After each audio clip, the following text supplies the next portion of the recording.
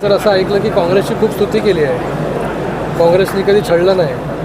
बाळासाहेबांचा मतदानाचा अधिकार कोणी काढून घेतला? काँग्रेसनेच काढून घेतला ना.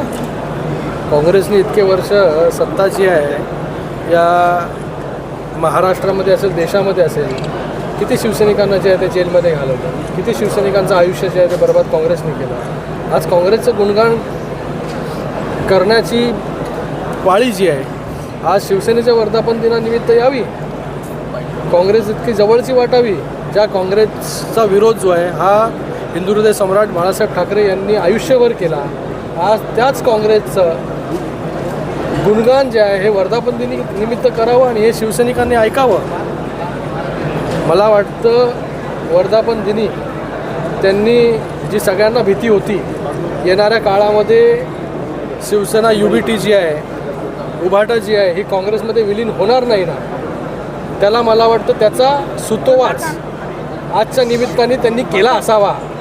जेणेकरून त्यांच्या कार्यकर्त्यांना त्यांनी रेडी राहायला सांगितलं असावं की येणाऱ्या काळामध्ये सगळ्यात जवळचा पक्ष जो आहे हा आपला काँग्रेस आहे आणि आता काँग्रेसमध्ये जाण्याची तयारी जी आहे ती तुम्ही सगळ्यांनी करा.